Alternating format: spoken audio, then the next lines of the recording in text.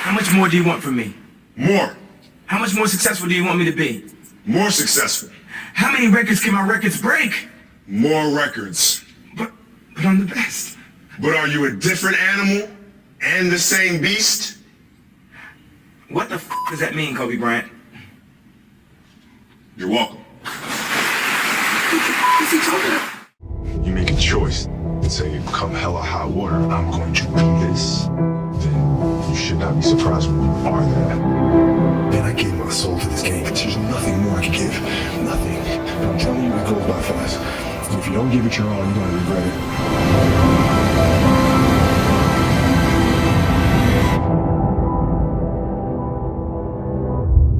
I love what I do. And it's as simple as that. What does love feel like for you? What does love feel like? So I think I describe it as a beautiful journey. You know, it has its ups and downs. Things are never perfect, but through love, you continue to persevere. You move through. Through that storm, beautiful sun emerges. And inevitably another storm comes. And guess what? You ride that one out too. So I think love is a certain determination and persistence to go through the good times and the bad times with the someone or something that you truly love. You know, I had a summer where I played basketball when I was like 10 or 11 years old. And I scored not a free throw, not a lucky shot, not a breakaway layup, 0 points. And I remember crying about it, being upset about it. And my father just gave me a hug and said, listen, whether you score 0 or score 60, I'm going to love you no matter what. Now that is the most important thing that you can say to a child. Because from there, I was like, okay, that gives me all the confidence in the world to fail. I have the security there. But to hell with that, I'm scoring 60. There's a choice that we have to make as people, as individuals. If you want to be great at something, it's a choice that you have to make. We all can be masters at our craft, but you have to make a choice. And what I mean by that is there are inherent sacrifices that come along with that. I had a purpose. I wanted to be one of the best basketball players to ever play. And anything else that was outside of that lane, I didn't have time for. So everything I saw, whether it was TV shows, whether it was books I read, people I talked to, everything was done to try to learn how to become a better basketball player. Everything. So when you have that point of view, then literally the world becomes your library. The Mamba mentality simply means trying to be the best version of yourself. That's what the mentality means. It means every day you're trying to become better. It's a constant quest. It's an infinite quest. I want to be one of the best basketball players who've ever played. Okay, how do I get there? And every decision I made in my life was centered around the process of helping me eventually get there. Like you're always going after it. Always going after it, always going after it. And if there's a challenge that ensues, oh good, I want to see how I stack up to that. So I had that purpose. Once I had that purpose, every decision that I made was centered around that purpose. I think the best way to prove your value is to work, is to learn, is to absorb, to be a sponge. But you always want to outwork your potential. As hard as you believe you can work harder than that. So go after it. What I've learned is to always keep going. Always. You know, there's been times, particularly early in my career, where it just feels like this is the end. But what I've come to find out is that, you know, no matter what happens, the storm eventually ends. And when the storm does end, you want to make sure that you're ready. And I gave my soul to this game, man. There's nothing more I could give. Nothing. You guys know that, you know, if you do the work, we work hard enough, dreams come true. You know that, we all know that. But hopefully what you get is the understanding that those times when you get up early and you work hard, those times when you stay up late and you work hard, those times when you don't feel like working, you're too tired, you don't want to push yourself, but you do it anyway. That is actually the dream. That's the dream. It's not the destination, it's the journey. Every kid, every person has the ability to put one foot in front of the other, right? So like if you're saying, okay, I'm going to climb Mount Everest, you're at the bottom of the mountain, you look up and you go, I'm not gonna climb Mount Everest, right? But if you break it down into sections, you're just one foot in front of the other, one step at a time. Next thing you know, you're at the top of the mountain. So like as a kid, I said, I want to be the best ever, right? And now you go through your life and everything you do is try to be the best ever, be the best ever, be the best ever. And as you get older, you start understanding that those things are very superficial things, right? And everybody has a different opinion about it. No matter what you do, I can win 20 championships. There's always an opinion on who's the best. Everybody has different opinions. And so I started really kind of understanding, maybe that's not the important thing. Maybe the important thing is to, how do we as a team grow? How do I help my teammates be better? So that was the first change for me. And then as I got older still, it became more about how are you inspiring others, right, to find themselves. That is the ultimate championship. How do you use your passion and use that to inspire somebody else to create their passion? And then how can they pass that on to the next person? That is true success. The lesson I cherish the most is how important it is to love what you do. Always seek out things you love and always work hard once you find it. You can't stop people from trying to limit your dreams, but you can stop it from becoming a reality. My mind can handle the grind. But my body knows it's time to say goodbye. And that's okay. You asked for my hustle. I gave you my heart. This is what we talk about all the time.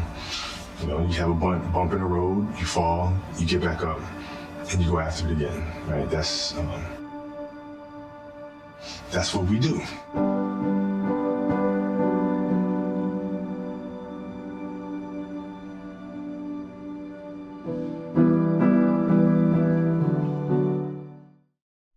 Be yourself. That's it. Be you. Be you. There's no gimmick. You don't have to contrive anything. Who are you? Where are you today? What is your story? Where does that come from? The most important thing is you must put everybody on notice that you're here and you're for real. I'm not a player that's just going to come and go. I'm not a player that's going to make an all-star team one time, two times. I'm here to be an all-time great. No, it's funny. Like, to me, the mentality is a really simple one in the sense that the confidence comes from preparation. You know, so when the game's on the line, I'm not asking myself to do something that I haven't done thousands of times before, right? So when I prepare, I know what I'm capable of doing, I know what I'm comfortable doing, and I know what I'm not comfortable doing. Right? And so in those moments, if it looks like I'm ice cold or not nervous, it's because I've done it thousands of times before. So what's one more time? Michael's a great basketball player, but I'm Kobe Bryant. The most important thing, I think, for players that come after me is to understand that these things are possible. You know, like, you don't want to ever limit your imagination or limit what's possible because people may think you're crazy, right? But if us as athletes don't think that it's possible to do these things, how in the world can we inspire people? Have you ever questioned your ability? No, not from a physical standpoint. From a physical standpoint, I felt like I could always do what I wanted to do. Mentally, I've questioned it in terms of how am I going to get these guys on the same page? How am I going to lead these guys and make sure we get to that next level? That's always been the thing that I've questioned with myself is can I motivate these guys and carry them to winning a championship? When we say this cannot be accomplished, this cannot be done, then we are shortchanging ourselves. That's what Babe Ruth said. He swings big, he misses big. Same thing with me. I have no fear whatsoever. Yeah, 'cause I think the greatest fear that we face is ourselves, actually. You know, I think it's not anything that's external or anything that's superficial. I think the greatest fear you face is yourself, because, you know, we all have dreams, and it's very scary sometimes to accept the dream that you have. And it's scarier still to say, okay, I want that. It's scary because you're afraid that if you put your heart and soul into it and you fail, then how are you going to feel about yourself, right? So being fearless means putting yourself out there and going for it. No matter what, go for it. Not for anybody else, but for yourself. If there's an element of doubt as far as my game goes and being old age or something like that, I don't think that holds any value. And the fact that I was playing my best basketball before I got hurt. An injury is the thing, right? So we just have to see who's right there. You're going to to show up to play, and you're going to lollygag through this scrimmage, through this drill. I'm going to beat you. I'm going to let you know I beat you. And I'm going to want you to reconsider your professional life choice. You know, and I had to separate myself. Because going through that time, I felt like there's so many things coming at once. It was just becoming very, very confusing. I had to organize things. So I created the Black Mamba. So Kobe has to deal with these issues and all the personal challenges. The Black Mamba steps on court and does what he does. Fuck everyone. I'm destroying everybody that step on the court. Some people sit there and say, y'all keep talking about Kobe being the greatest player in the game today. Y'all don't realize that Kobe trying to be arguably the greatest ever. Your response? I gotta get a couple more rings. Mm-hmm. Are you going to? Yeah, you know what? I won't rest until we do. Cowbells never blocked my jump shot. And, you know, especially in the game 7. All that doesn't matter. When we passed the torch, and Larry Bird and I passed it to Michael. Now here you are the best player on the planet. When will you think it's time to pass it on to LeBron? When I retire. Torches never get passed. You gotta earn that. Has anybody earned it right now on this team? I mean, when you look out there and you see this young core. No. Well, not to the face of the NBA, but to lead this team, who's got that killer instinct that it needs to lead the Lakers? No, because you know, that's not a. You have to ask that question, and the answer's already there. Those are things you don't have to ask. Those things just happen. It's a great feeling, as you know, that you set a goal for yourself. You were able to reach that goal. Let's not get that. Yeah, I mean, Durant asked me to show him something last game. I had 14 points in like 4 minutes. Scoring is what I do. I just score on my sleeve. You scored 81 points, which is second only to Wilt Chamberlain's 100 points. No one has really come close to your total since. People have been in the 60s, including you. You went 28 of 46 shooting, 18 of 20 free throws. You scored 55 in the second half and 28 of your team's final 31 points. There's the scorebook above us that shows the scorebook. And the answer to the trivia question, who was the second leading scorer of that game is? I have no idea. Smush Parker.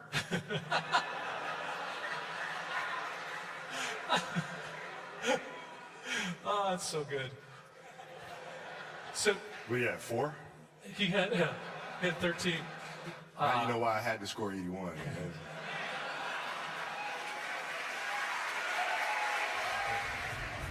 Look at the big picture. Look at the big picture. In 2008, when we lost to the Celtics, that was a very, very long night for me. I mean, I was really upset, angry, frustrated, sad. But I looked at the big picture. I said, I'm going to win the championship. Again, I'm going to do it. It didn't happen this year. I hope it happened next year. It might not happen next year. But one is going to happen. So you play the big picture and not get caught up in the frustrations of one moment. You try to take that moment and learn from that moment and keep moving forward. The reason why I love that series so much is that we went down 3-2 against Boston. And now you got 2 games coming home. I remember sitting in the locker room and they beat the crap out of us too that game. So we're sitting in the locker room and it's really, really quiet. And I'm sitting there looking around and we just lost the Celtics in 08. So this is like revenge, right? And they're kicking our butt again, right? So I sit around and I just started laughing. And then I remember Derek Fisher looked at me like, and Lamar looked at me and goes, what is funny? I said, dude, they beat the crap out of us. They just beat the crap out. I said, I'm missing the part where that's funny. I said, man, listen, if we start this season and they say, you know, all you have to do is win 2 games at home and you're NBA champ, would you take that? Yeah. And like, right. Yeah, that's all we got to do. Yeah. Go Down home, 3-2. win 2. We're NBA champions. All you got to do is win 2 games in a row. That's it. We'll take care of the first game, and I promise you, they're not winning Game 7 on our home floor. It's not happening. So we all just laughed about it. And then we went out and we figured it out. But that Game 7 we're down 15 points in the fourth quarter, right? And that's when you have to collectively look at each other and say, you know, the spirit of your team must be good. Because at that moment is when teams fracture. If the energy amongst each other isn't there, that trust isn't there, you're done. And we were able to collectively dig deep together and say, all right, we're going to figure this thing out. Wow. And I wasn't playing well. I wasn't shooting the ball well at all. And so my teammates, Picked you up and they delivered. Yes. Yeah. Wow. Yeah, they started from scratch, and I'm very proud and very happy to be a part of this Laker team that's, here to start a new generation, and Shaq to be the main piece of the puzzle. And I'm very excited to go out there and hopefully contribute in whatever way I can. I do view myself as being one of the best who've ever laced them up. But in terms of ranking them, I can't possibly imagine because everything that I do, I've learned from the guys who come before me. Remember your jersey retirement? I'm walking out, and we were in a playoff race, and the hunt was going south. And we were walking out, and I gave you that, said, man, I love you, congratulations and everything, and I was happy for you, But I couldn't help but say, this night is made a lot sweeter because I know you have 4 and I have 5. We know what it means as a team, but what about individually for you? See, I want more than Shaq.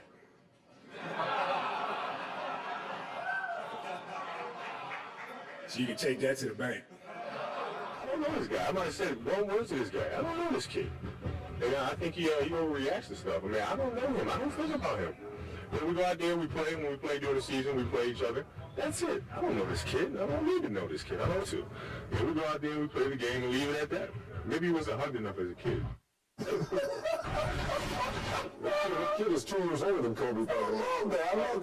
Who beat you in one-on-one if it ever happened in practice?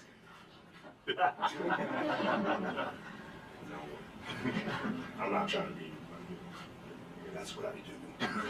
You know what I mean? So there's going to be a player that beat me, retired, on that last shot in Utah. About it. The story goes with that players were just lining up, putting chairs out, bringing the popcorn, just ready for those one-on-ones. It was bad. It was bad. Can you He tried me. He tried me. It didn't work out too well for him. It was bad.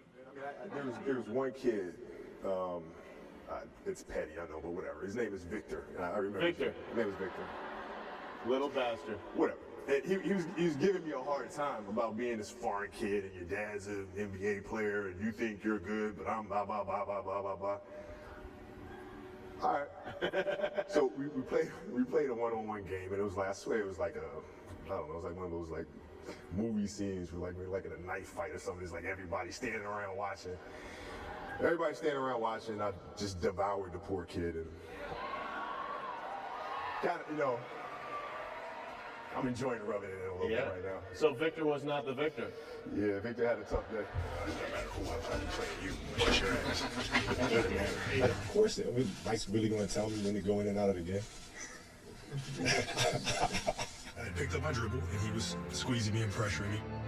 Now, at that moment, it just became about finding some gap where I could elevate and get a good look at the rim. And if I get a good look at the rim, then it's just a matter of me knocking the shot down because I know he's not going to jump to contest it. Staying outside the arc of dribble. Patterson keeps his feet. Kobe first. Oh! He made it! He threw it in! What a shot! Unbelievable shot. 1 second remaining in double overtime. The Blazers lead 104-102. That was vastly more complex, because of the time that was on the clock. 1 second remaining in the regular season possible. Out to Kobe.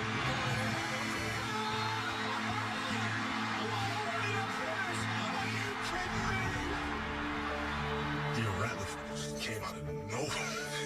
Came out of nowhere, and he was so close to block. I mean, he was like a fingernail away.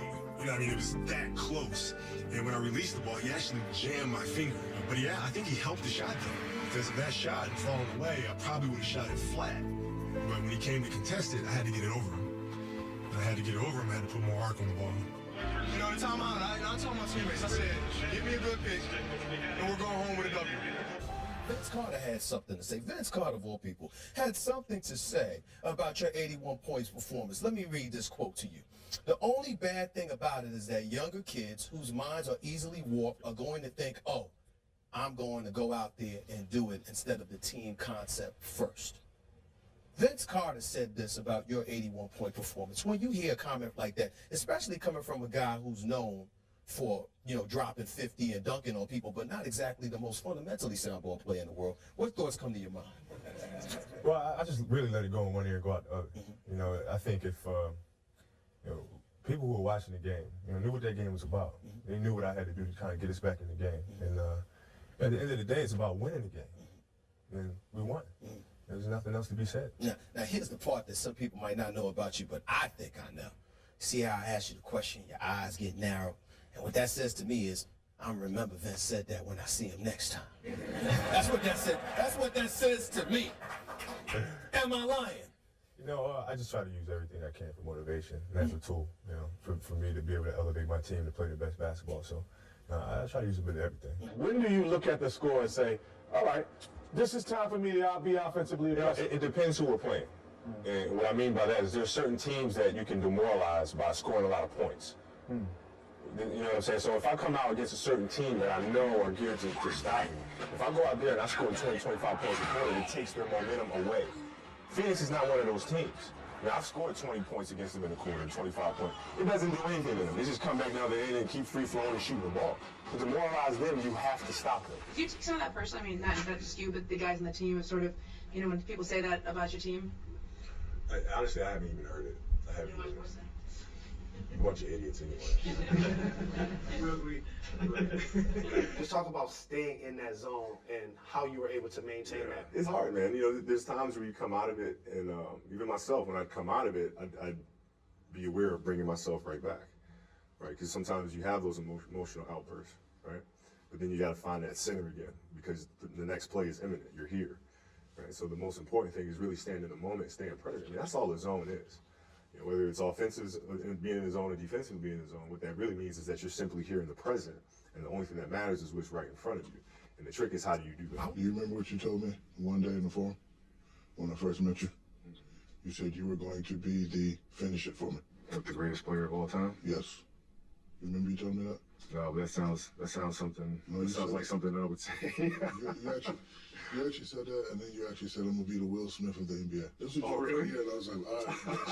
Okay, Will Smith. You said. Yeah, times changed. I've always had ambition. I want to ask you, sometimes when you're out there, do you feel like Superman? Do you feel like there's a cape on it and you can do anything? When you're in the zone, you feel that way sometimes. But for the most part, I think the best way to describe it is like, you're a conductor. You're conducting things that are going on. It's like you're orchestrating a symphony. We have never seen anything like this. This will probably never, ever happen again. You need to go back in there, and you might be able to get 80 points. And he said, yeah, we're up 30 tonight, though. I'll do it another time. And I just looked at him and said, when the time is right, there'll be a time this season where I'll do it. I went and I sat down. And he just looked at me and he said, man, you're crazy. And that was that. All the way up into the warm-up line, I felt awful. My knees have been bothering me. I felt stiff. All of a sudden, the game starts, and I just get in one of those zones. Well, it didn't feel like the basket was this big, but it was a different kind of a zone. It was like a relentless type of a zone. Here's Kobe trying to move around both feet, trying to put him up. Finally shoots, down into the foul. You talked about him being in one of those zones. He's definitely in it right now. At halftime, I just said, I'm going to come out here in the third quarter, I'm going to go after him. And I'm not going to stop. And that's exactly what I did. Go ahead, guys, get on my back. We'll see what we can do. Now to Kobe. He pulls up for a three. Kobe's got 44. It was kind of like that attitude. You just refuse to lose, by any means necessary. Knocked away by Kobe. Great hustle by Kobe. He's going to score. And don't break his lead. I felt like I was having a special night when Lamar kept reminding me that I was having a special night. And every time he comes to me and says, you can't get 50. And then next time I go, he just listens to me and goes, you can't get 60. He goes straight to the dribble. Bryant, he's got 61 points. By the last time he says, well, go on, get 80 then. Yes! Well, there's 70. That wasn't something that was out of the realm of possibility in my mind because of the amount of work that I put in. And that summer, I put a lot of time in the gym. I put a lot of time on the track. And I could run all day and run at a high speed all day long. And I'd taken so many shots. I mean, my shot felt sharp. Kobe's got the Laker record. 72. So it's like if my foot stays on the gas, there could be games where I do have 80 points. I think it probably sank in for me after the game. And Shaw just came up to me, looked at me and said, man, you are crazy. He said, you told me when the time comes, you'll be able to do it. And I thought you lost your mind. And now I can't say that you're that crazy anymore.